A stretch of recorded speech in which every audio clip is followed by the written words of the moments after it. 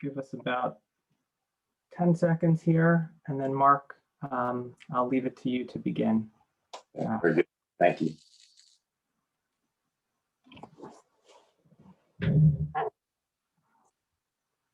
All right. It's just about 8:05. I'll turn it over to Mark Lieberstein, who's going to lead our program tonight. Thank you very much, Mark. Please go ahead. Thank you, David. So hi, everyone. I never know whether to be happy or sad. This is a sad day. Obviously, we're commemorating a very sad occasion, but this is, for, at least from where I sit, and I think we're from the people who put this together, it is a really great opportunity to be able to put on such a community-wide Plainview event in memory of the Shoah. And so for that reason, I wanted to thank Marley Cohen and the people on the panel. I'm not going to go through all the names, it'll take too long, but I also want to really express great gratitude to the sponsoring organizations for this event: the Minetto Hill Jewish Center, the Mid-Island Y Jewish Community Center, Midway Jewish Center, Plainview Jewish Center, and the Young Israel of Plainview. All of these organizations got together to sponsor this program. And I think I'm hopeful that you'll really get a lot out of it in memory of the Shoah. And so the name of the program is Disobedience. We're honoring a true hero, a non-Jewish hero who saved upwards of God knows how many thousands of Jewish lives directly from the Holocaust.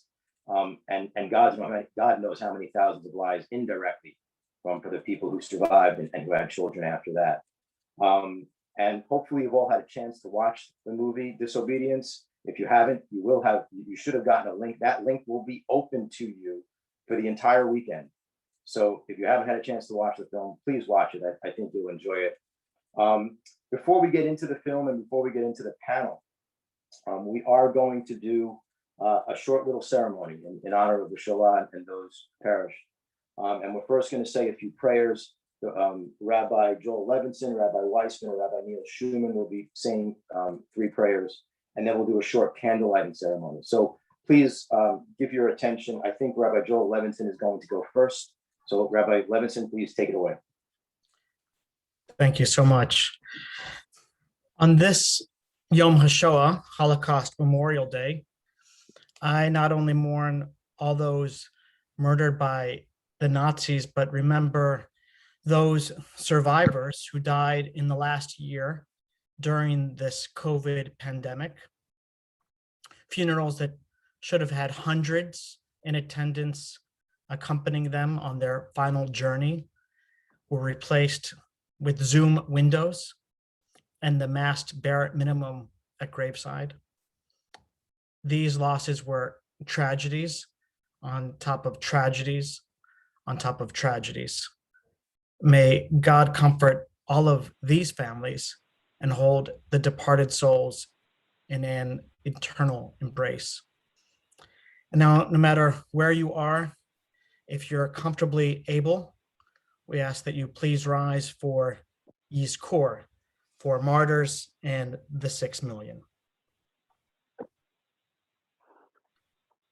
Yizkor Elohim et nishmat kol acheinu b'nei Yisrael shemasru et nafsham al kiddush Hashem ve'et ha'anashim nashim v'taf shenechnaku v'shenisrefu shenehargu v'shoah ba'avor sha'anu mitpalalim bad hazkarat nishmatam anna yishama b'chayenu had gevuratam umisurotam v'yare b'ma'asenu tohart libam v'tiyena nafshotehem tzurot bitzor hachayim v'tehi menuchatam kavod sovas machot et panecha ni'imot b'minecha netzach. Amen.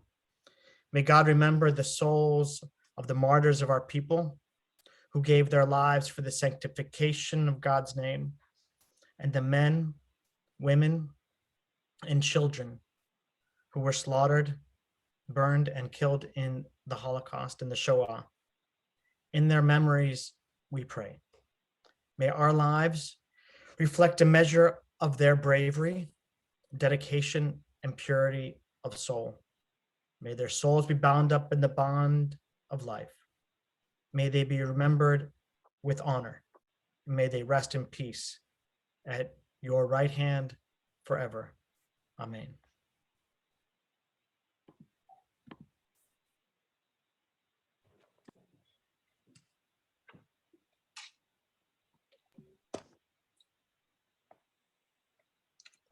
Good evening, everyone. Rabbi Levinson, my distinguished colleagues, has already said the memorial prayer. I would just like to add one more, a prayer that many synagogues recite each and every Saturday, and also that is often said as the conclusion to Yiskar, the Av Harachamim prayer. This prayer was originally formed and forged in medieval Ashkenaz following the many deaths during the Crusades. And it is meant to recall and remember not only the individuals, but the wonderful communities that existed together, that were no longer able to gather because of the intense tragedy there. And certainly this prayer has taken on new meaning in the wake of the Holocaust, when so many of these once vibrant and thriving communities were torn down and destroyed by the Nazis, Yimach Shemam. So I will now say the Av Harachamim prayer. Av Harachamim Shochein Miromim, Berachamav Ha'atzumim Hu Yifkod Berachamim HaChasidim Vayisharim V'Atmimim Kilos HaKodesh Masru Nafsham Al Kedushas Hashem HaNehavim V'Animim B'Chayim V'Mosam Lo Nifradu Min Yesharim Kalu Me'arayos Kaveru Lasos Rison Konam V'Chafei Suram Yizkareim Eloheinu L'Tova Im Shar Tzadikei Olam V'Yikom Le'Einenu Nikmas Dam Avadav Hashafuch HaKasu B'Tzoras Moshe Isha Elohim Harninu Goyim Amo Kidam Avadav Yikom V'Nakam Yashiv L'Tzarav V'Chiber Ad Maso Amo V'Ayidei Avadecha HaNivim Kasu V'Lemor V'Nikesi Damam V'Lo Nikesi V'Adonai Shulchan B'Tzion V'Chizvei HaKodesh Ne'emar Lama Yomru B'Goyim Ayei Elohim Yivada B'Goyim Le'Einenu Nikmas Dam Avadecha Shafuch Yomer Kidoresh Damim Osam Zachar Lo Shachach Tzakas Anavim V'Yomer Yadim B'Goyim Malei Gevios Machat Rosh Al Eret Rabbah Minacha B'Derech Yishteh Al Kin Yarim Rosh. Father of compassion who dwells on high, may he remember in his compassion the pious, the upright, and the blameless. Holy communities sacrificed their lives for the sanctification of God's name. Lovely and pleasant in their lives, in death they were not parted. They were swifter than eagles and stronger than lions to do the will of their Maker and the desire of their Creator. O our God, remember them for good with the other righteous of the world, and may he exact retribution for the shed blood of his servants, as it is written in the Torah of Moses. The man of God, O nations, acclaim his people, for he will avenge the blood of his servants, wreak vengeance on his foes, and make clean his people's land. And by your servants, the prophets, it is written, I shall cleanse their blood, which I have not yet cleansed, says the Lord who dwells in Zion. And in the holy writings it says, why should the nations say, where is their God? Before our eyes may those nations know that you avenge the shed blood of your servants. And it also says, for the avenger of blood remembers them and does not forget the cry of the afflicted. And it further says, he will execute judgment among the nations, filled with the dead, crushing rulers far and wide. From the brook by the wayside he will drink, then he will hold his head high.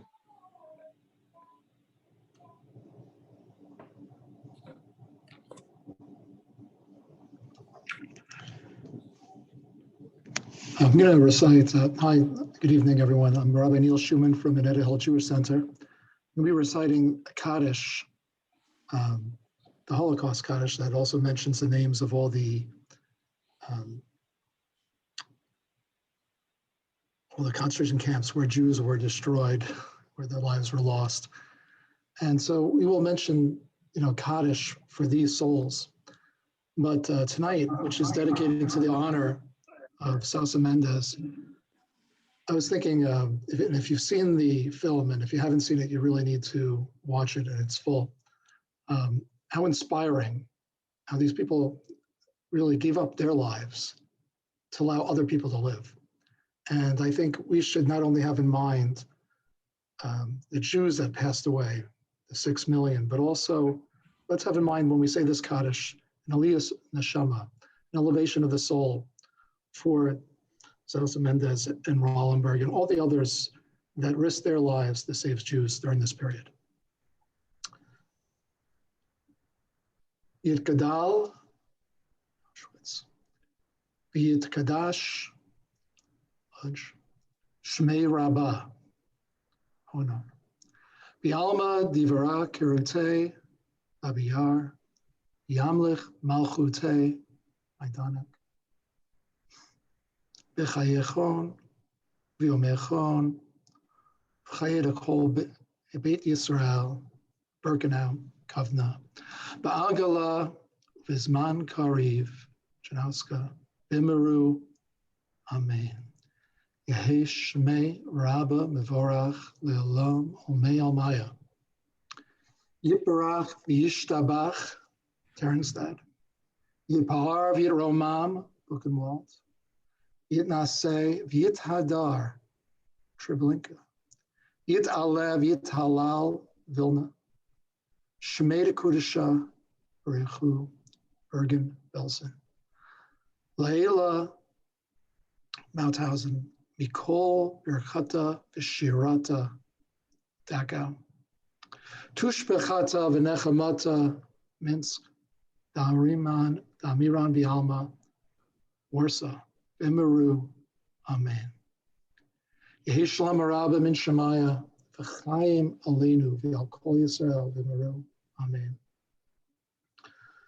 Oseh Shalom Bimrama, Oyaseh Shalom Aleinu, V'al Kol Yisrael, Bimaru, Bimaru,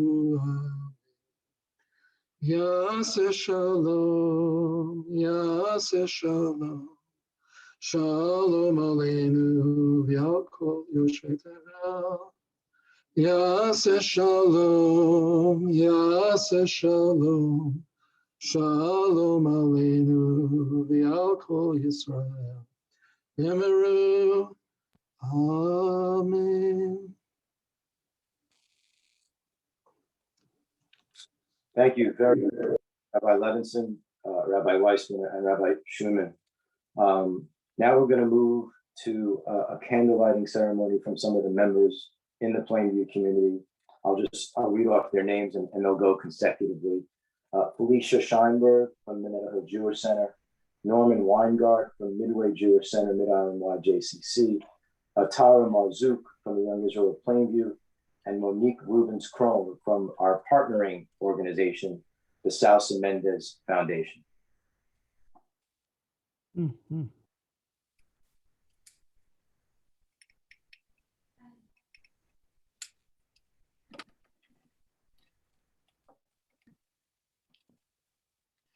I'm lighting this candle for my dad, Manik Feldman, who would have been 96 this year, but died in 1988, 3 weeks before my first child was born. His Holocaust story started on his bar mitzvah in 1938, on the night of Kristallnacht, in the great synagogue in Danzig, Poland, in the picture behind me, followed by the Warsaw Ghetto, the camps of Auschwitz, Bergen-Belsen, Majdanek, Treblinka, the Death March, and an escape leading to becoming a soldier in the Russian army. I am able to speak here tonight because of his bravery and his courage, and he's always in my heart. Thank you. Thank you.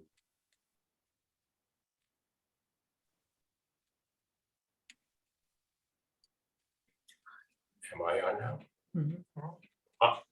I am lighting this candle for the cousins who were never born, from my relatives whose lives were cut short. This is my Kaddish for those I never knew nor never will know.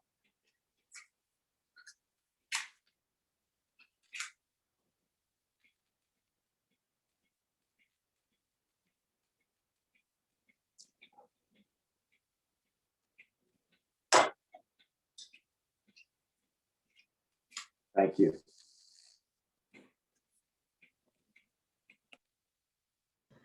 I am lighting this candle for all those the righteous amongst the nations who went against the masses, did what was right, and for whom a lot of us would not have been here today. Thank you.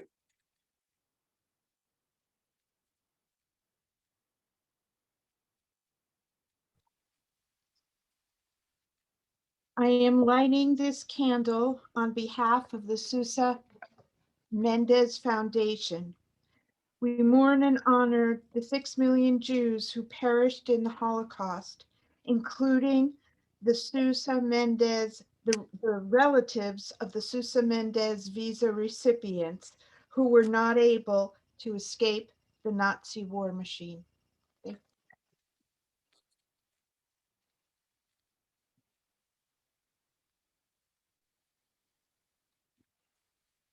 Thank you, Moni.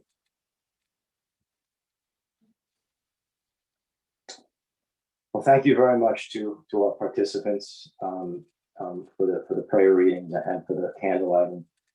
We're now going to move to who we're honoring tonight, and that's Aristides de Sousa Mendez. I think I mentioned it before, but the community got together and partnered with the Sousa Mendez Foundation, who produced a really fantastic memorial to Mr. Sousa Mendez in the form of the movie Disobedience, which is the Sousa Mendez story. I'm not going to say much more because I don't want to steal the thunder of either the trailer, the movie, or the panel. But I urge you to watch the movie and really see an example of, I don't know, a true mensch, a hero, really. Goldie Mayers. Okay.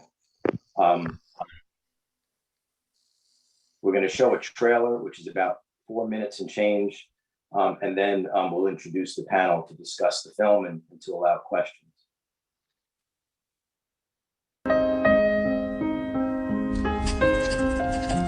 Mais enfin, tu peux leur délivrer des visas. Après tout, tu es consul du Portugal. À Lisbonne, il y a Salazar.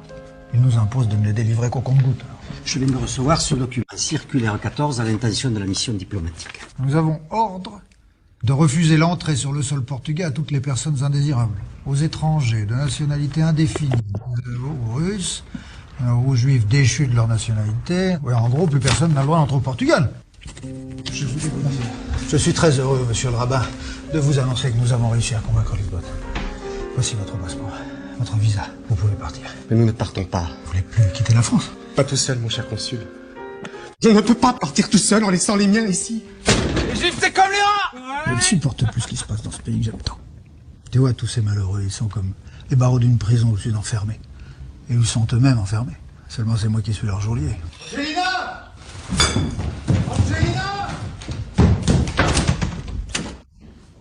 Oh, Aristide, tes cheveux. Bonjour mes amis. Votre Excellence. C'est fini maintenant. Les portes de la prison vont s'ouvrir. Entrez, messieurs, dames, les uns après les autres. Non, mais ça sert à rien. Attendez, hein. Je suis le consul Aristide de Sousa Mendez. Et je fais le serment de délivrer des visas à tous ceux qui me le demanderont. Quelle que soit votre race, votre nationalité ou votre religion.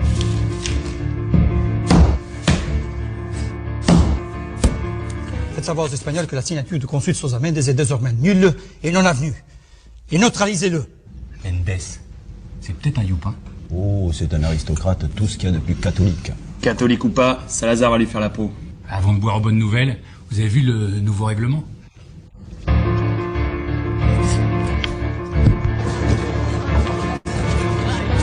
Monsieur le consul, partez vite, ils vont venir vous arrêter. As-tu une idée du nombre de visas qu'il a délivrés?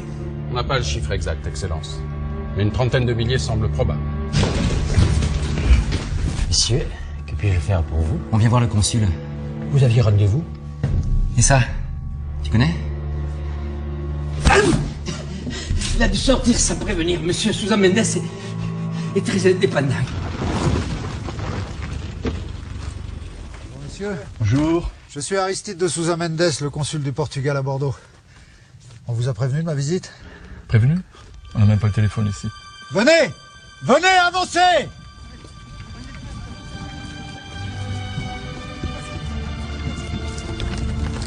Vous êtes sûr, ils sont vraiment tous en règle? Ah, je vous regarde. C'est bon, allez, allez-y.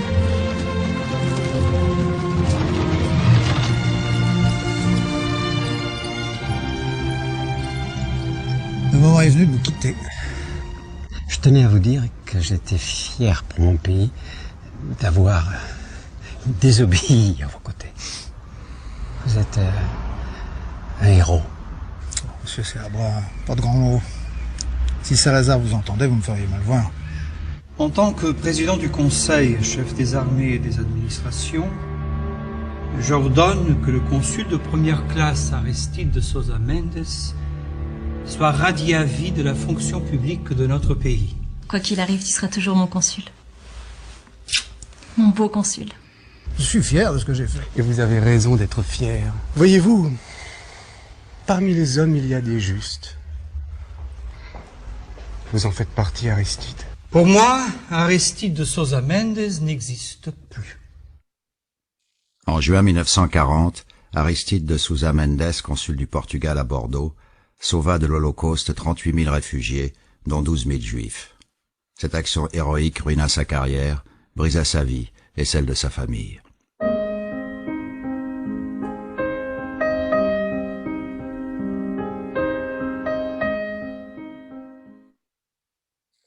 Thank you, David. It's hard to enjoy a trailer like that, but it shows you what this man did. Before we move on to the panel, I was just advised by Rabbi Weissman that at least one survivor, Golda Meir, is on this program right now. David, if you could take me out of speaker mode and just show all the windows. Let's just take 10 seconds to recognize Golda Meir as a survivor and any other survivors. If you could, I would just suggest take your mic off and say your name and let's just recognize you as just unbelievable people who survived just a horrible thing.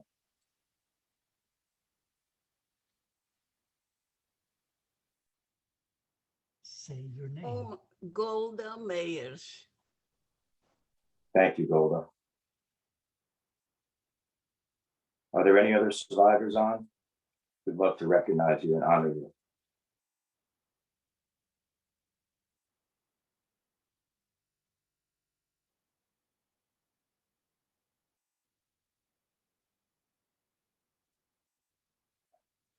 Well, thank you, Golda. So let's get to the panel, to the program, and I'm gonna start by introducing the moderator. Please welcome Robert Jacobitz. He is a graduate of Yeshiva University's Wertzeiler School of Social Work and holds an MSW, Master's of Social Work, in Community Social Work. For 10 years, he directed the Jewish Community Relations Council of the Greater Bay in California, Oakland, California. And it was in his capacity that in the 1980s, he began championing the cause of Aristides de Sousa Mendes. In 2005, he received the Aristides de Sousa Mendes Humanitarian Medal from the International Raoul Wallenberg Foundation.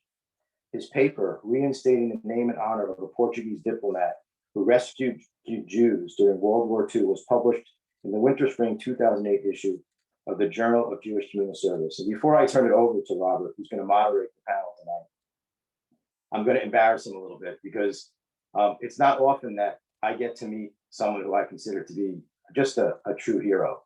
What Robert did for the Sousa Mendes Foundation from the years 1986 to 1988 is just truly fascinating to me because he didn't have to do it. And what I'm talking about is, and I'm reading from something that Robert sent me, he invoked all of these strategies that he learned in school. And in 1988, he successfully got the International Committee successfully brought about the Portuguese government's recognition of the Aristides de Sousa Mendes as a contemporary Portuguese hero. You got to understand, as you just saw in the film, Mr. Sousa Mendes was reduced to nothing. He had nothing left. His family was destroyed. He was destroyed. And Robert managed to bring him back to life in at least one manner. The Sousa Mendes, Mr. Sousa Mendes was posthumously reinstated to the Portuguese diplomatic corps, given the rank of diplomat first class, and was subsequently awarded the highest honor and medal that can be bestowed on a Portuguese civilian, the Grand Cross of the Order of Christ. And the president, Mario Suarez, also made a personal apology to the Mendez family for the pain that they had suffered. I'm not going to read any more because I think it's time to turn it over to Robert and the panel. But Robert, I mean, from Jew to Jew, you really made us look good with that. And I think it's just a wonderful, phenomenal thing that you did for this family. And I guess, you know, what goes around comes around. He did an unbelievable thing. You did an unbelievable thing, and all deserve credit. So Robert, I'm going to turn the panel over to you. Please take us through who Mr. Mendez was, all about this movie. We look forward to hearing from you. And thank you so much to you and your foundation for partnering with us for this program. You're on mute, Robert. Take yourself off mute.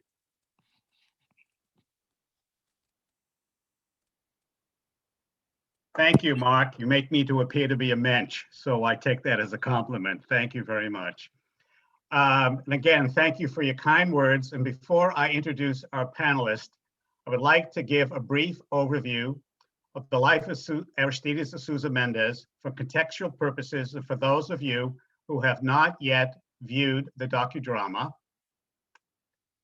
And so you may better understand this man and his actions during his time as Consul General of Portugal when stationed in Bordeaux, France, beginning in 1938. He was born in 1885 into an aristocratic family and graduated with a degree in the law from Portugal's oldest and most prestigious University of Coimbra. Sousa Mendes was a devout Catholic, and he and his wife Angelina produced 14 children.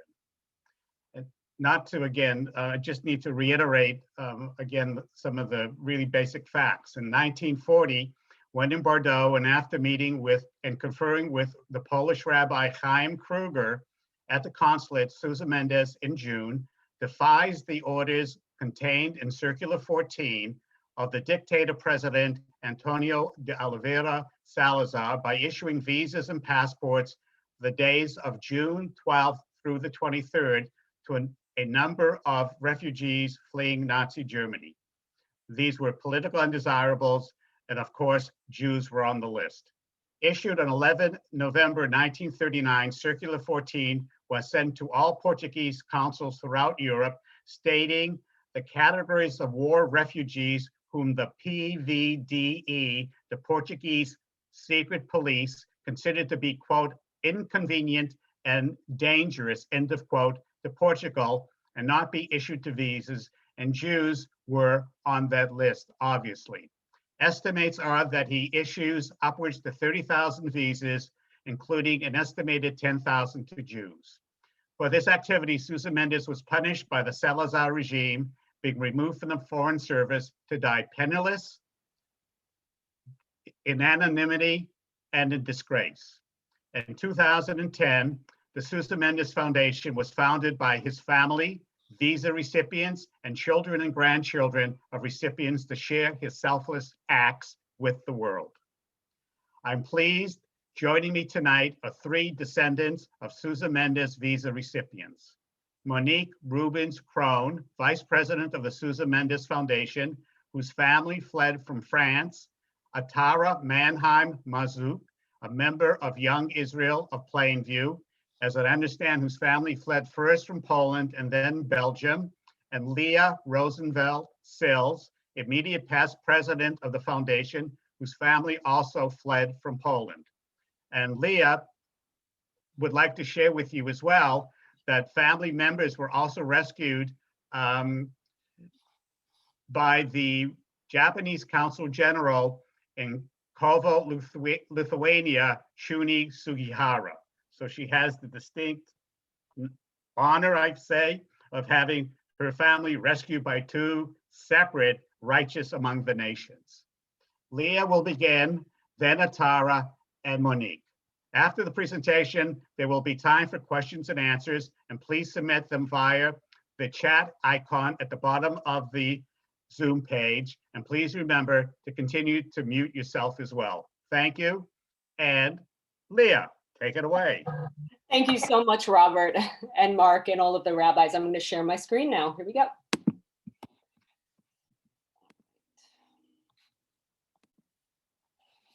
Okay, and let me just diminish you guys over here. Okay, fantastic. Hi, good evening. My name is Leah.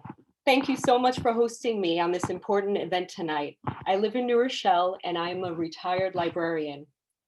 For the past 50 plus years at our family Seders, my father told his story about escaping Europe at the start of the war. 4 years ago, I was given a trove of historical documents and artifacts dating back to 1937. It was then that new details emerged. The papers, written in 3 languages, brought my father back to a time and place, and after the first time, I made my father cry from some of the poignant letters I shared with him. I vowed never again to share what I thought would be too painful for him. However, even as I dove into the depths of Holocaust hell, I found some incredible moments of light. My heroic grandparents, adoring great-grandparents, a German cook with a Nazi boyfriend, and righteous diplomats along the way. This is our story.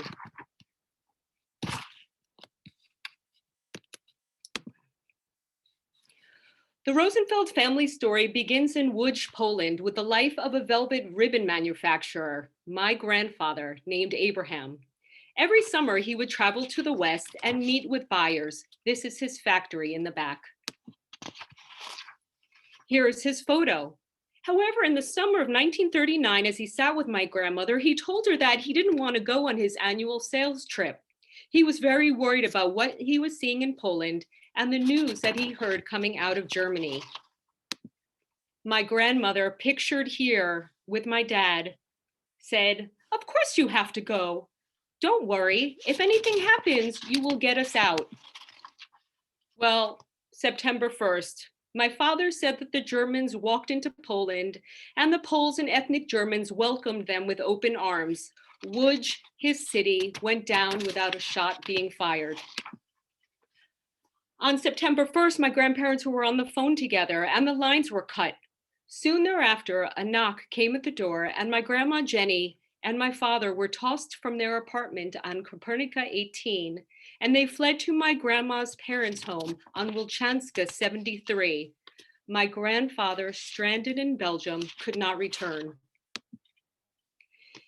Here in Łódź, they moved in with my dad's grandparents, Chaya and Saul Jelin, Uncle Piotr, and a great uncle and aunt named Rudomin.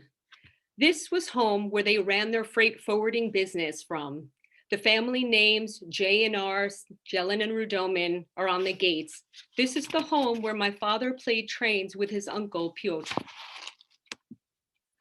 Around the same time, Jews were required to wear yellow stars. These are my grandma Jenny's, worn front and back on the right side. Children under the age of 10 were not required to wear them yet. In October of 39, the entire household traveled by hay cart to Warsaw. It was during that journey that my father's soon-to-be chronic insomnia came in handy. At dawn, my father awoke to a speck in the sky getting closer and closer. He woke everyone up and they ran into a hayfield and hid, just as a German plane flying very low passed overhead. While in Warsaw, they spent most of their time in the basement of an apartment building. And yes, even 75 years later, my father did remember the burning buildings and the noise of the air raid sirens. Realizing that they were not safe there in Warsaw, the family split up. Jenny's brother, my great uncle, Sam, went with his wife to the north to Vilna, Lithuania, where he was eventually rescued by Japanese diplomat Sugihara, who issued them visas, and he went on to Shanghai and Japan. My father, Grandma Jenny, and her parents went back to Łódź, where Uncle Piotr was waiting for them. So by November of 1939, my grandfather, still trapped in Belgium, arranged for the Bolivian consul general, who was stationed in Hamburg, Germany, which is right kind of north, it's west of Berlin up there, who was stationed in Hamburg, Germany, to grant them transit visas. However, November of 39, my father got appendicitis And it was not until January of 1940 when they were finally able to travel. It's believed that my grandmother's German cook, Clara, had a Nazi boyfriend who helped them get to the train station. It was there on the train platform that my grandma Jenny said goodbye to her parents. Seeing her mother starting to weep, saying, I will never see you again, baffled my grandma Jenny, who replied, of course you will, never imagining that this goodbye would be forever. It was then that my 29-year-old grandmother hid her stars and her jewelry inside her clothes, got on the train with her 5-year-old son, got down on her knees and admonished him, do not open your mouth. Pretend you are dumb or mute. They were about to be traveling across enemy lines, and there was a problem with my father. My father only spoke Polish. However, the trip was quite different from my grandmother, who had been raised in German-speaking private schools. As my father sat there, mute and terrified, looking out the window, he remembered her flitting about the train, laughing and being as charming as ever. It was not until my dad was a grown-up that he realized the risk and incredible courage that it took my grandma to play act. They arrived in Hamburg, Germany, where they were met by the Bolivian consul general's wife and son, and they stayed the night, and then they were then accompanied via rail to the Belgian border, also by the wife and the son. And they were finally reunited with my grandfather on January 20th, 1940. Their time in Belgium did not last long. They tried to get visas to South Africa, to England, to Palestine. And when this happened, they fled to Paris. While in Paris, they heard that consulates were signing visas in Bordeaux. They went to Bordeaux, had their visa signed, traveled to Biarritz, into Spain, and then from Spain into Portugal, where they once again had incredible luck. By the time that they arrived in Lisbon, my grandfather had run out of money. How they met a Mrs. Cole from Upper Montclair, New Jersey, who was in Lisbon on vacation with her granddaughters, is amazing. What Mrs. Cole did for them was incredible. Not only did Mrs. Cole give them money, she also secured them passage on the Greek ship pictured here. My grandmother offered her jewelry that was hidden inside her clothes, but Mrs. Cole refused, saying, one day you'll pay me back. The Polish Jews had escaped, and they arrived in Hoboken, New Jersey on July 12, 1940. My grandparents moved to Elmhurst, Queens, and on the first day of first grade, the teacher introduced my father as welcome Stefan, the refugee boy. And immediately following that, my father changed his name to Stephen. He learned English, listening to hockey and baseball, and in America also started his long love of music, jazz and classical. He loved telling us stories of when he cut in classes at Stuyvesant and going to shows at Birdland to hear Charlie Parker. And as you can see, Stephen went on to become a father. My grandparents had grandchildren, a big family. In 2013, my dad was sitting in the kitchen and the phone rang. Is this Stefan Rosenfeld? My father had picked up the phone. Again, he almost hung up because Stefan Rosenfeld, who would ever call him Stefan? It had been 75 years since he had changed his name. Yes, it was my father. On the phone was a man named Sylvan Bromberger, a researcher for the Susan Mendes Foundation. Did your family come through Portugal during the war, he asked. Do you still have your family passports, asked the researcher. Yes. It was then when my father heard the name for the first time, Susan Mendes. The researcher explained that my grandparents' names had been found in a ledger, and he gave my dad a brief overview of the tragic life of Susan Mendes, the name found in his parents' passports, the man who defied his government and saved thousands only to die a pauper, wiped from history. So I hear this news. my father tells me the story and my head basically explodes. You know, I've gone my whole life. I have a beautiful life. Those are my sons. The one on the right is still single, if anyone, anyway. Nice restaurants, wonderful home. So what happens when you learn this kind of news? Well, I am a librarian, so I start to do research. And I went to the Sousa Mendes Foundation website and I started to read. And I learned something very quickly when I met my first Portuguese person, was that they pronounce Sousa Mendes's name as Sousa Mensch. And what a perfect name for him. His wife and first cousin, Angelina. Their 14 children. He had a dedicated life of service and a beautiful family. It was in the spring of 1940 that he and his family were stationed in Bordeaux, France. His twin brother was in Warsaw. Both were diplomats under the Salazar regime.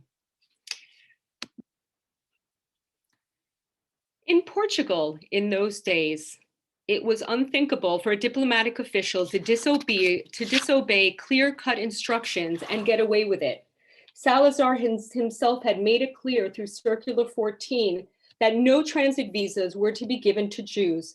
And for a diplomat to act otherwise would entail grave punitive consequences against him. And Salazar had a lot of support.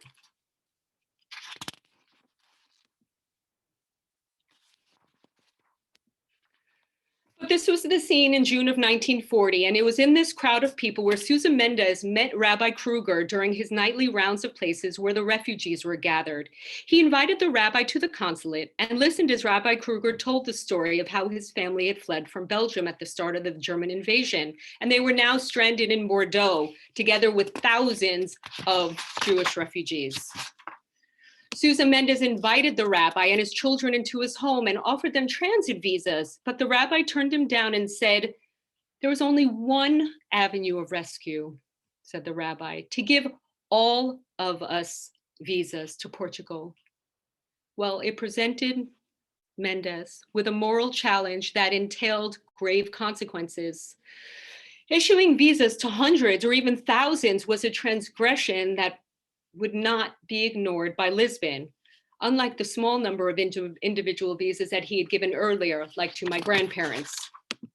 So in 1940, a piece of paper, a visa, a diplomatic protective document, could spell the difference between life and death for a fleeing Jew.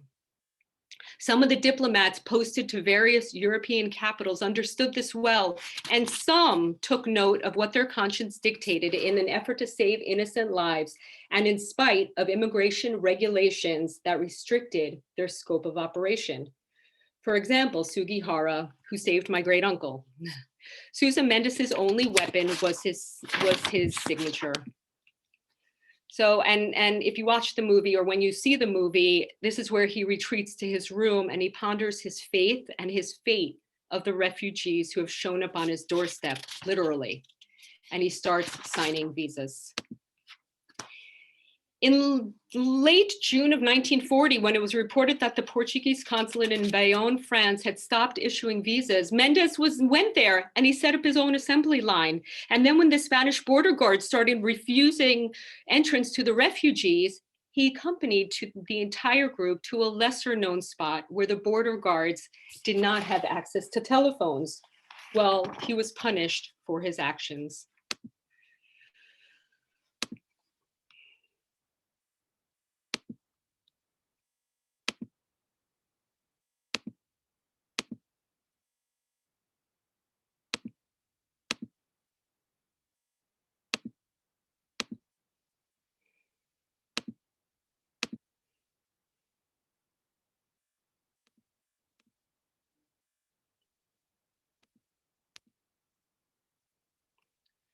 The regime, desperately wanting to prove wartime neutrality, took severe and merciless action against Sousa Mendes. Salazar himself overrode the milder sanctions recommended by the disciplinary board. Subsequent appeals for clemency were rejected, and until Sousa Mendes's death, Salazar refused to even meet with him. The travesty was that after the war, Salazar himself claimed credit for saving the lives of refugees during the war. And this is what he told Rabbi Kruger before his death in 1954. But no one had saved his family home, and his children and grandchildren dispersed and left the country. Shame, neglect, disrepair. He had been punished and basically erased from the history books. So here I am sitting in New Rochelle. I'm so blessed. I'm so incredibly lucky to be here. What do you do when you learn, when you see that, and then you look around and see what you have? Well, that's when I discovered the Sousa Mendes Foundation. My father and I went on a sponsored trip following the path of the fleeing refugees. And this trip became so meaningful for him. And these are ways that we honor the Sousa Mendes name. So we went on this trip and it became so meaningful to him that my father went back from Stephen and became Stefan. I joined the board of the Sousa Mendes Foundation.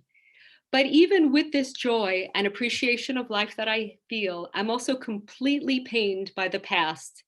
In the beginning of the talk, I told you about the hundreds of wartime papers that my parents gave me. It was through my research that I learned the fate of the rest of our family. Through wartime postcards, I learned that my grandmother's father, Saul, suffered the least. He died of a heart attack while in the Lodz ghetto in the spring of '41. And my grandmother's mother, Haya, the one who she kissed goodbye at the train station, was deported, most likely to Chelmno, in August of 1942. That's about the time that her postcards stopped. I found online that the Jelen Rudoman freight forwarding trucks that you saw the gate had been commandeered by the Nazis to transport unsuspecting Jews to their death at Chelmno. And Piotr, my father's uncle. My father had tried desperately to get his brother out, even sending him a visa from the Dominican Republic, but to no avail. Piotr survived the entire Łódź ghetto until its liquidation in August of '44. From there, he went through Auschwitz directly into a slave labor camp in Hanover, Germany, which was owned by Continental Tire and run by a cruel sadist, a former soccer coach turned commandant. Piotr died on November 15, 1944 of pleurisy, a few months shy of the war. He was 36 years old. This detective work is emotionally exhausting, but discovering my family history has made me extremely empathetic towards those who are suffering. Today, I spend my time doing family research, helping those in need, and working on translating the documents. And do you remember the Bolivian consul general and the wife who escorted them to the border? Through my grandmother's transit visa, I found the consul general's grandson, who is now back in Bolivia. He was overwhelmed to hear the story of his grandparents. The grandson sent me these photos. From the Sugihara side of the rescue story, I discovered that my great uncle, when he went to Japan, divorced and remarried. Little did he know that his first wife, who my grandparents still knew, also got remarried, and they had a daughter. I found her, and now she is a friend. And in fact, she and my grandmother shared share the same name. And lastly, I found the final resting place of my great-grandfather and Piotr. In the Lodz cemetery, I installed a matzeva, and in Germany, I discovered that the Jewish community had already been caring for my father's uncle all these years. The fate of Piotr forever plagued my grandfather. As I go through my restitution case in Poland, I have the memories of my family driving me on to fight this injustice for what was stolen. However, I also remember what was done for my father and grandparents by the righteous and compassionate people they encountered along their escape. My obligation for my children and my community is to teach that moral courage is a trait to be both honored and revered. May we show compassion today for the families who are running for their lives. Let's transform their intense fear and anguish into a life of peace and gratitude. And because this week we remember those we lost so tragically, so senselessly, tonight we have one more person to remember.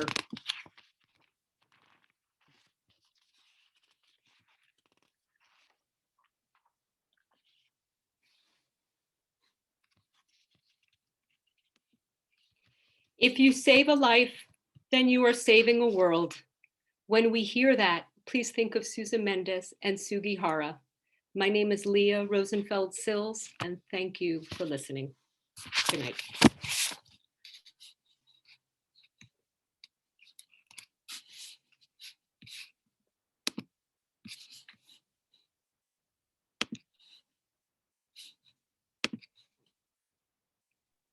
Thank you, Leah. And Tara, unmute yourself.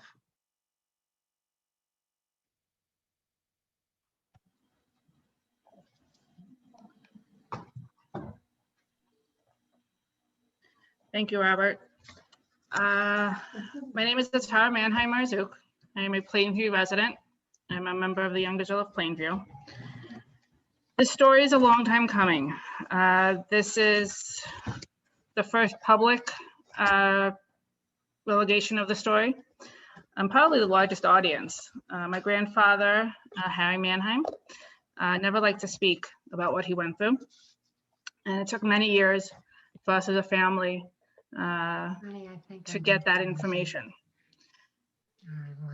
It's a story that's been a long time coming. So my grandfather was Harry Mannheim, Naftali Mannheim, one of 7 children, born to Shmuel and Hadassah Mannheim in Poland. His oldest brother, Moshe Dov, ended up staying in Poland and ultimately was killed in a concentration camp, which one and the details of that were never passed on to us. 2 of his siblings, Yoshua and Miriam, died of illnesses unrelated necessarily to Nazi invasions. So Shmuel and Hadassah and their children, it was Harry, it was Anna, it was Bella, and Rochelle, left Poland before the war really broke out. They left for Belgium. Shmuel had a bad feeling about the rise in power that he was seeing given to the Nazis and how close Germany and Poland were politically. They moved to Belgium. They lived in Belgium for several years. Shmuel and my grandfather ultimately trained to become diamond cutters, a trade that would later serve them very well, as diamonds is what they used to bribe their way across Europe. Once the Nazis invaded Belgium, the family had left for France. In France, they tried unsuccessfully many times to obtain visas, using diamonds as bribes for several various officials, all of whom said they could help them, but ultimately just took the diamonds. Through, I guess, word of mouth, and as word traveled in France and the refugees, they found out that Portugal was giving visas. They found out about the Portuguese diplomat in Bordeaux, Susa Mendez. They had a difficult decision to make, given the size of their family. At this point, it was my grandfather, Harry, and his sister, Rochelle, and his sisters, Anna and Bella, who were each married and had a family of their own, in addition to their parents. The taxi that was going to take them to the consulate in Bordeaux could only fit 4 people. So Shmuel and Hadassah decided they were taking Harry and Rochelle. Those are the single ones, those are the youngest ones, and they're the ones who are going to go. And the older children, the older girls with their husbands and children would have to manage on their own.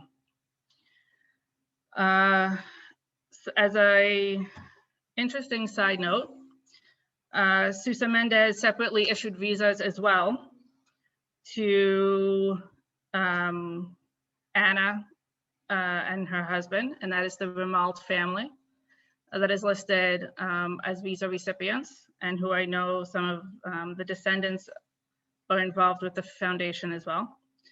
My grandfather's other sister, Bella, and her family gained visas via Switzerland.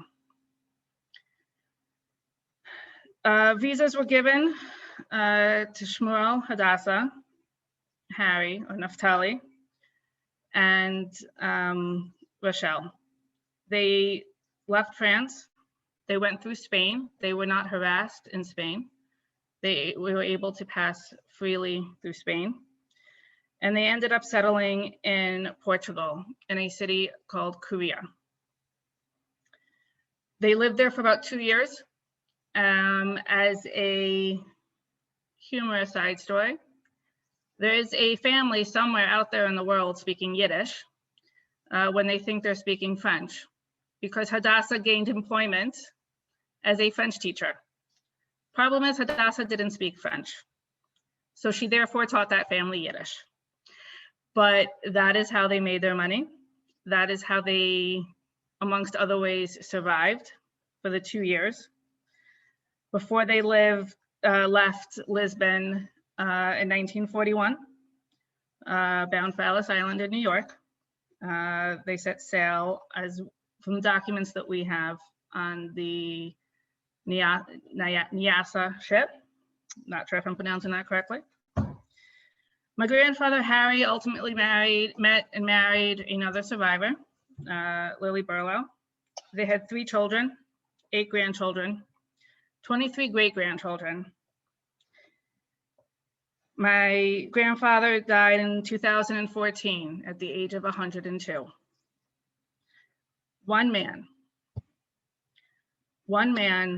Sousa Mendez, stood up for what he believed in, went against what all the masses were doing,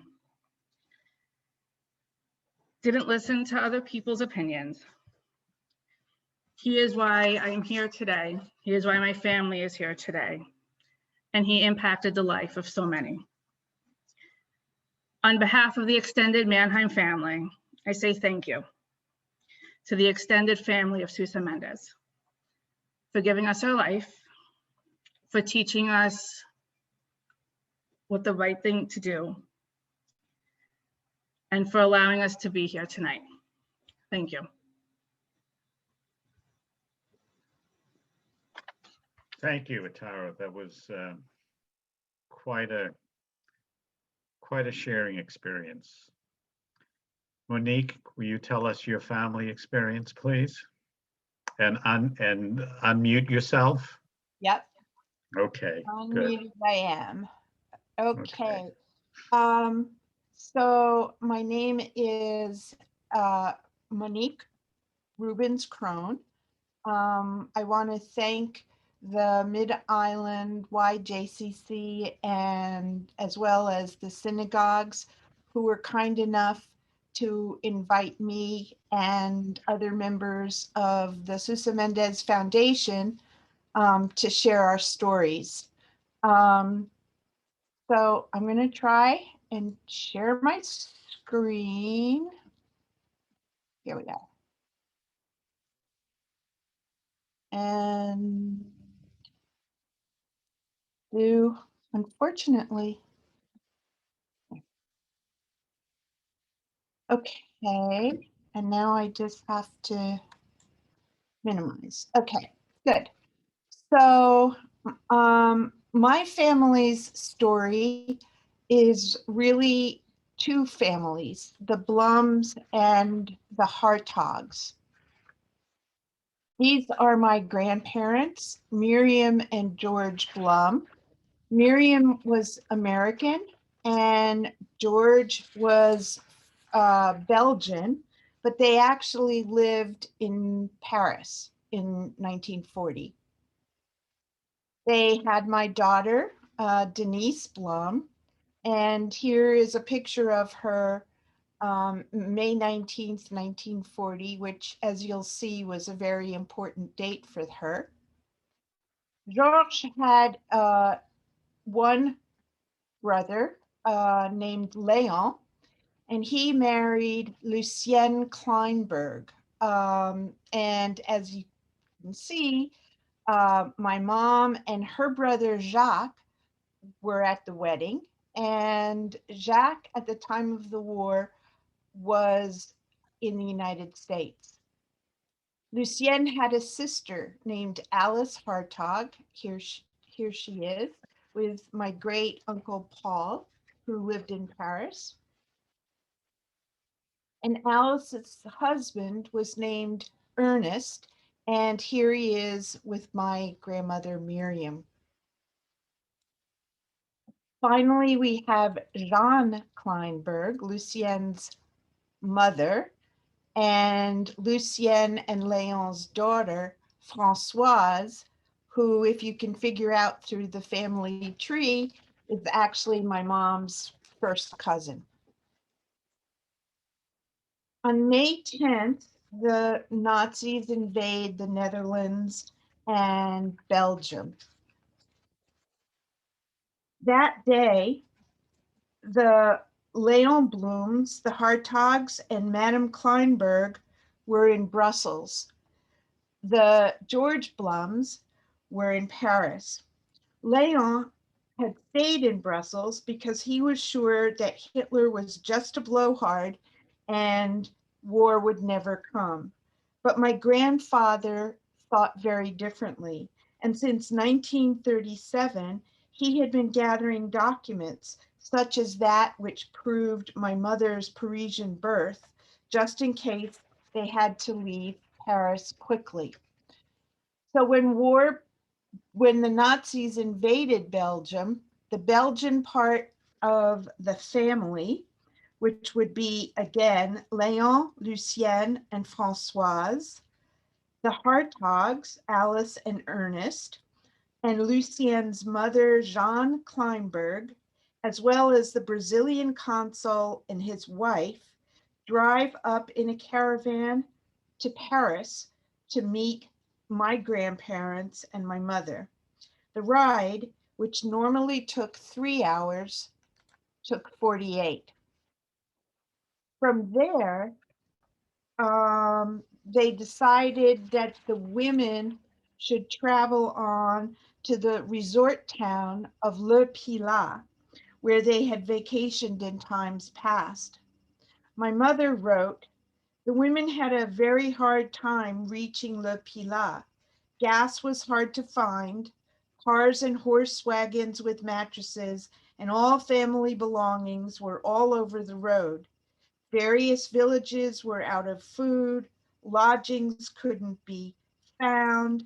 The Germans were strafing us, and we had to run into the fields. We slept in the car with all suitcases as pillows, but we did reach Le Pilat in 2 days. The men reached Le Pilat sometime before the French Prime Minister, Jean-Paul Reynaud, resigned on June 16th. Every day from Le Pilat, the men would go to Bordeaux in search of visas.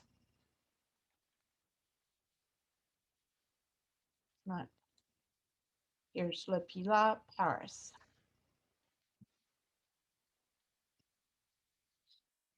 On June 19th, 1940, in Bordeaux, France, my mother finally got her American entry card, as it were. They actually needed a number of different visas. They needed the American visa to prove that they had someplace to go. They needed their exit visa from France, a transit visa through Spain, and finally, the treasure at the end of the rainbow, or a quarter of the way through the rainbow, the Portuguese visa. Because with a Portuguese visa, you could easily get the Spanish transit visa. So as you can see, this is my mom's diary of June 1940. She received her American visa on the 19th, the Portuguese one on the 20th, as well as the visa to leave France, her Spanish visa, and then on the 22nd, they drove to the border, but they didn't make it in time to cross over then. So they actually crossed the border on the 23rd at 11 o'clock in the morning, and my mother writes, "Farewell, my France." This is a map of the journey that they would have taken. And this is the bridge where they crossed from the Bridge of Hope in Hendaye, France to Irun, Spain. From there, they went through Spain. They spent the night in San Sebastian, and they went to Vilar Formosa, which is where all the refugees had to pass through, because then the Portuguese government and police would decide where they should go. And so the George Blums went to Coimbra, and the rest of their group went to Curia, but they would meet from time to time in Lisbon, but they had to get special passes to do that.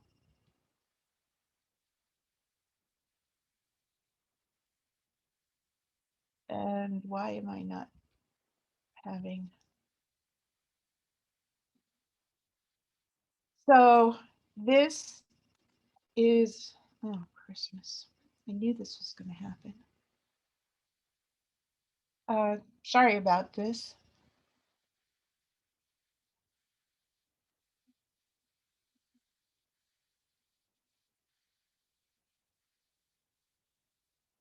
Well, unfortunately, that was to have been a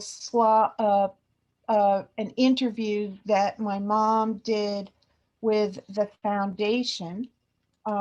Maybe if I just do it this way, it'll come up, but no, it didn't. Well, she's talking about her time in Portugal, and she was very pleased with herself. She had a great time because the Portuguese women weren't really allowed, Portuguese teenagers, I guess, weren't really allowed to go out and meet with Portuguese people their own age. So my mother took full advantage of this situation. She was in a university town, and she had a great time meeting different guys and going out with them. Here's a picture of the Leon Blums in Portugal in 1940. And as you can see, Françoise also had a lot of friends. These are postcards signed by them. And then finally, this was my mom's ID card when she got to New York. This is her and Françoise in New York, as well as the Hartogs in 1942 in Central Park. And now we fast forward to 2013, when the Sousa Mendes Foundation took one of its, I think the first trip was in 2010. This was probably the second trip. And they were coming for the restoration of Casa do Passal, and had a big write-up in the New York Times, in which they were told the Times recounted the Sousa Mendes story. And my mom said, "I wonder if that's the man who saved us." And they had mentioned the foundation. So I suggested that we write, which I did. And several months later, I found out from Olivia Mattis, who is the president of the Sousa Mendes Foundation, that indeed they were members of the Sousa Mendes extended family, as it were. This is the ship's manifest of when Denise and Miriam took the ex-Cambion to sail to New York. And my grandfather followed a month later on the Excalibur, August 20th, 1940. So I became a little involved with the foundation, and they were preparing what they call Journey on the Road to Freedom. And in 2016, I decided to go on the trip. I really wanted my mom to come with me, but unfortunately, she had died that year in April. You can see where we went on our trip.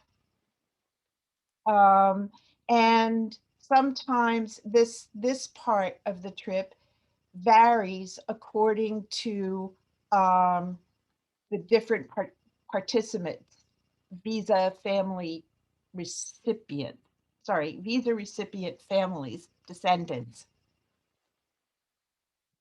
These are pictures of a picture of all the people who were on our trip. You can see Leah here and Stefan. I'm here, and we were a motley group from all over the US. There were some Israelis. There were some people from South Africa. Here's Olivia. And there were visa recipients, Stefan, Lissy Jarvik, and George Helft. There were also members of the Sousa Mendez family. These are his grandsons, Sebastian, who I'll talk about a little bit later, and Gerald, who splits his time between France and Portugal. This is a cousin, Tope, and another cousin, Jose D'Amato. We listened to visa recipients' descendants tell their stories in different places that meant something to each of them along the way. These were all unbelievably memorable events. We actually got to meet the president of Portugal, who is very friendly. We saw the famous staircase in Bordeaux that Georges and Léon probably went up to get their visas. We saw the Casa do Passal. And most equally as moving is this registry book where the names of the recipients were noted down. I was amazed. My family was not in this book, but I was amazed to find that my grandparents' best friends, the Covens, Mark and Miriam, were in the book. And they apparently got their visas the same day that my family did. Here's Mark and Miriam and their son, Ronnie. Ronnie was eventually became a reporter with the Washington Post and then the International Herald Tribune. Mark was a jeweler.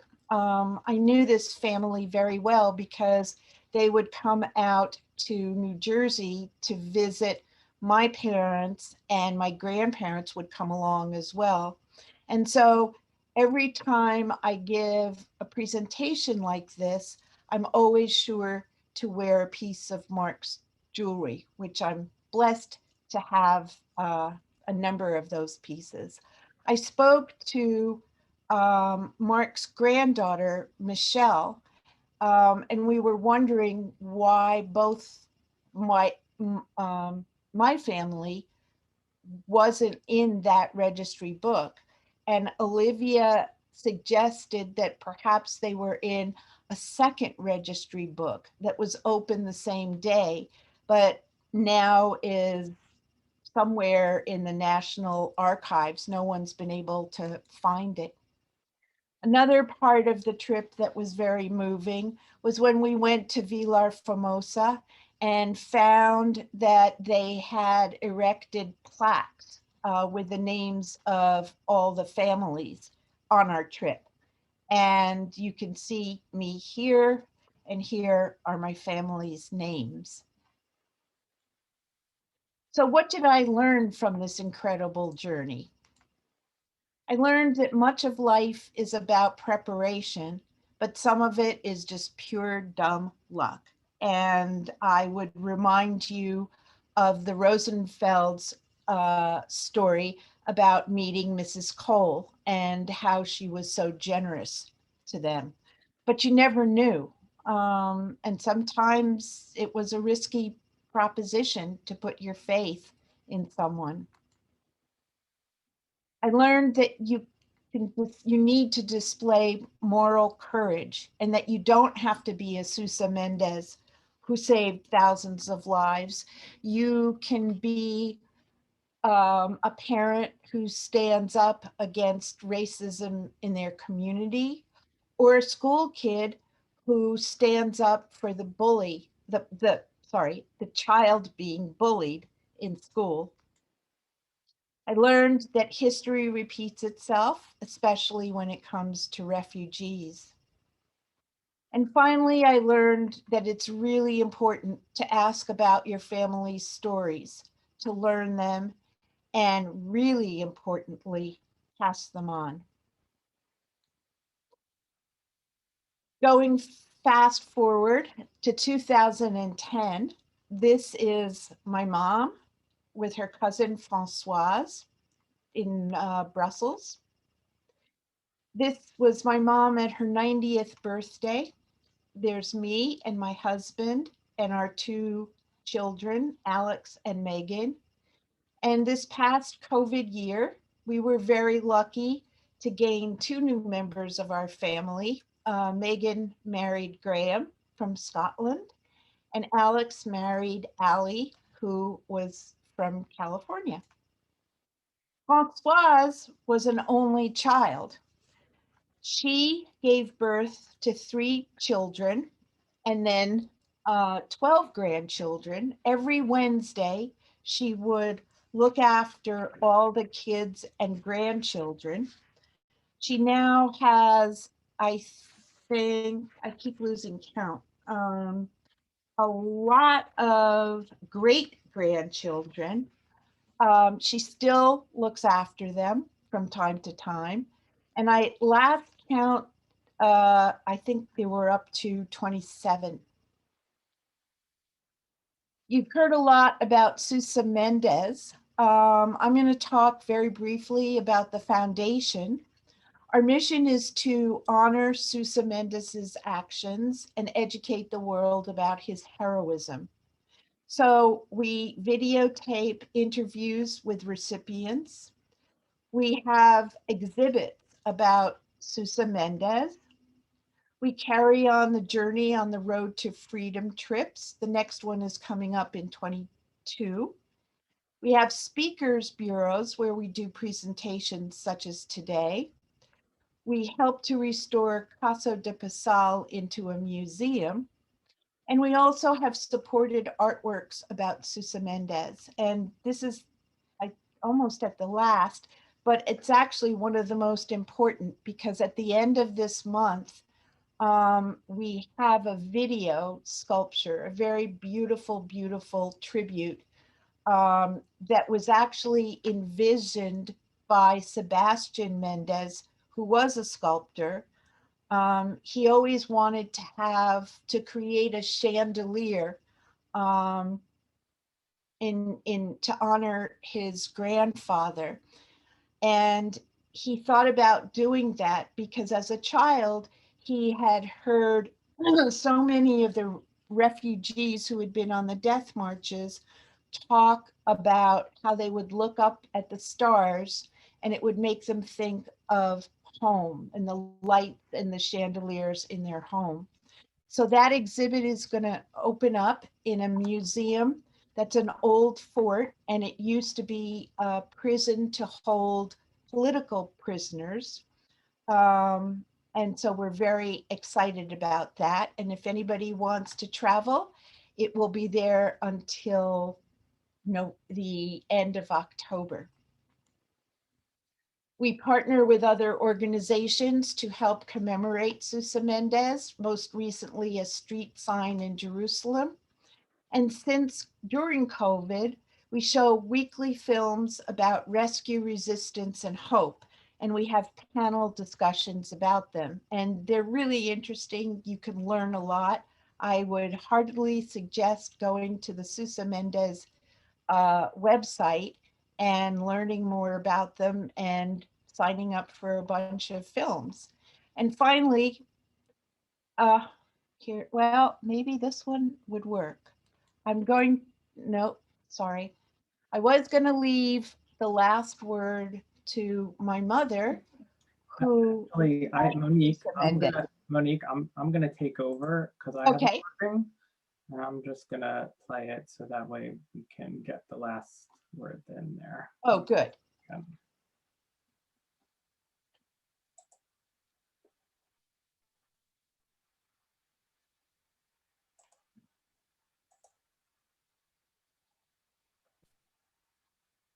Do you want, oh, this is your computer. If Sousa Mendez was alive today, I will tell him how thankful I am to him. There were so few good souls, just people who wanted us to survive, and he suffered so much for it. No, we never can say thank you enough. So I don't know what's going on technologically, but usually we have subtitles there because as you can hear, I can't hear it so much, but apparently my mother has a very heavy French accent. So yes, please sign up for the journey. It's amazing. Go watch the films. And as we are a nonprofit, we're always grateful for your donations. And thank you very much for hearing my story.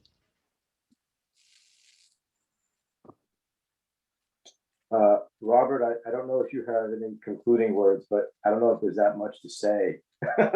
No, you're right. I think we got, between the three presenters, everybody has a clear understanding of who this man was, what he stood for, and again, the consequences for what he did in saving innocent individuals. He had everything to lose and nothing to gain by doing that, and he chose to do the right thing.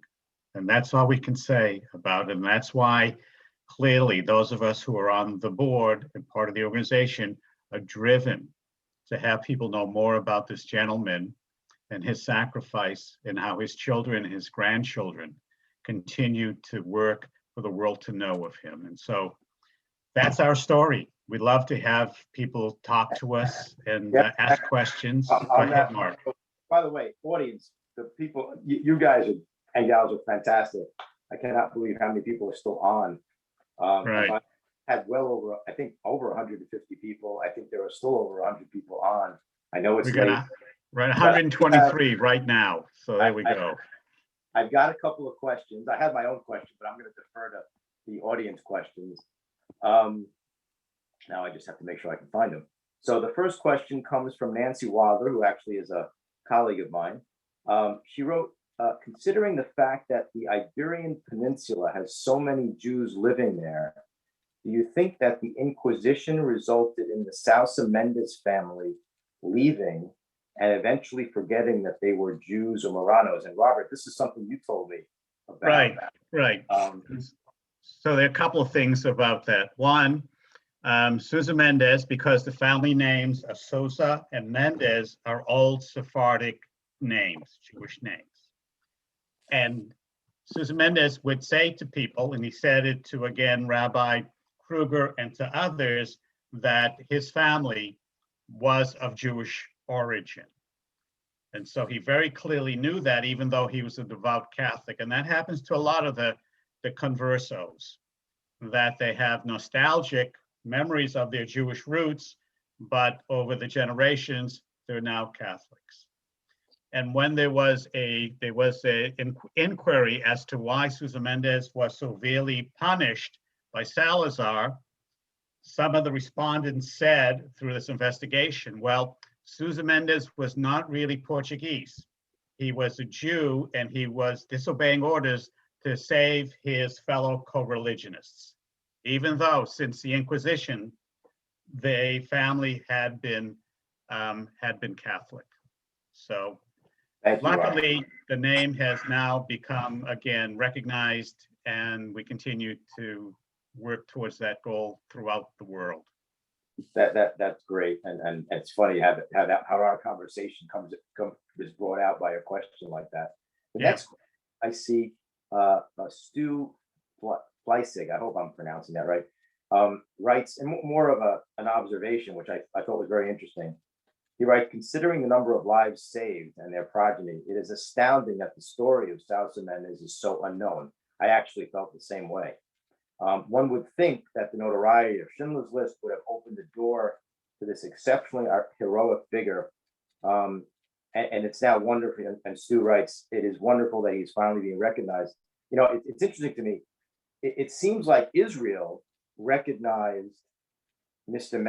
Sousa Mendez well before any of this, right, Robert? Didn't you contact? Right, and it started in 1966, right, when he got citizenship immemorial. And again, we worked with Yad Vashem, had done that through one of our board members, Dr. Mordechai Paldiel, and it's there in Israel. And even Israel, a lot of Israelis don't know about him. But again, now it's something we keep working towards, and we will have not only the street, as Monique had indicated, but there will be a plaza in Jerusalem dedicated to him. And because of COVID, we have not yet been able to have the ceremony, but it's in motion in any case.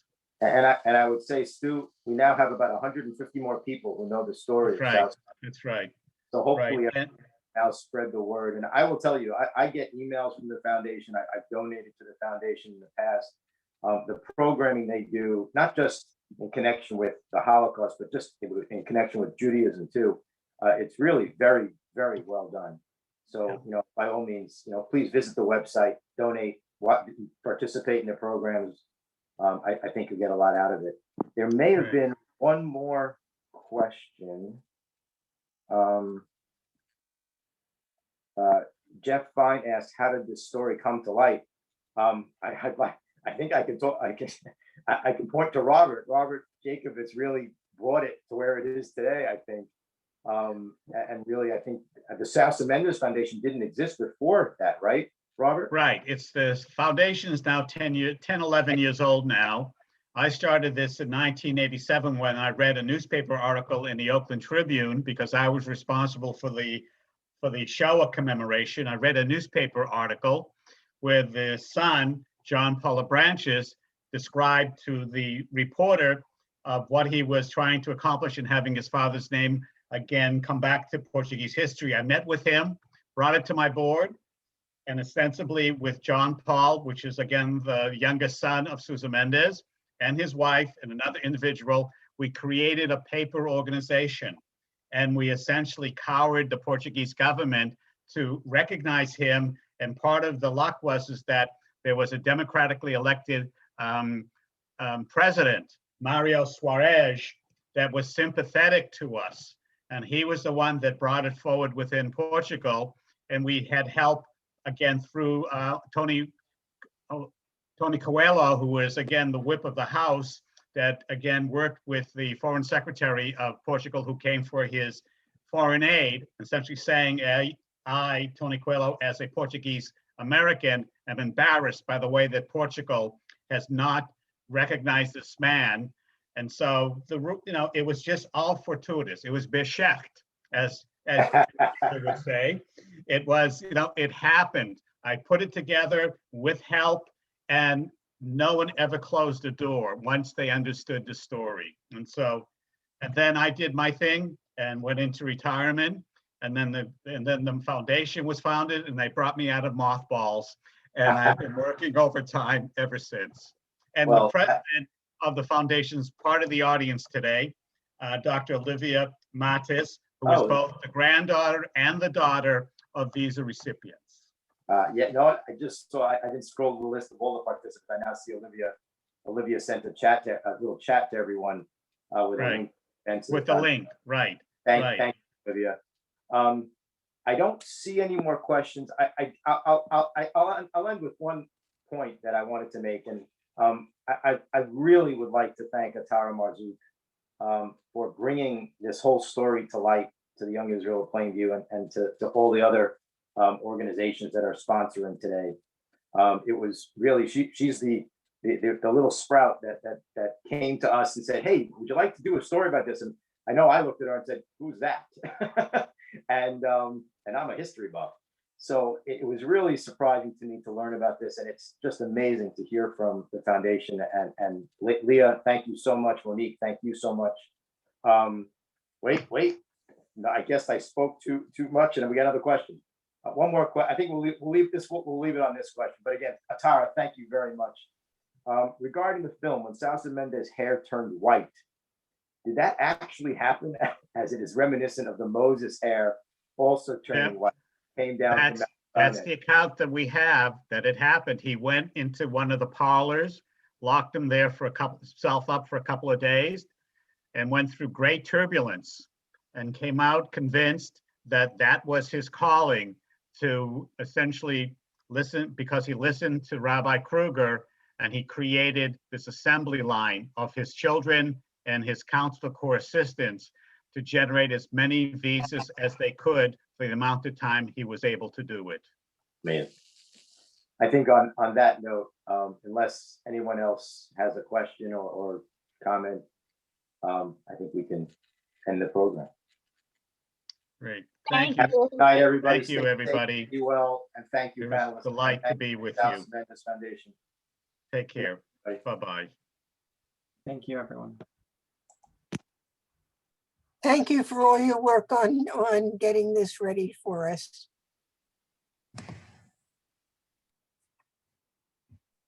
And good to meet you, Atara. Likewise. Thank you.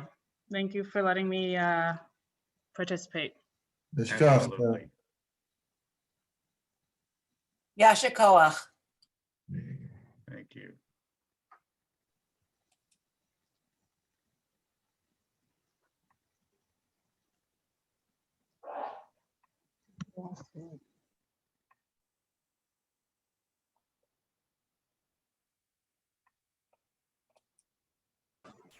Thank you.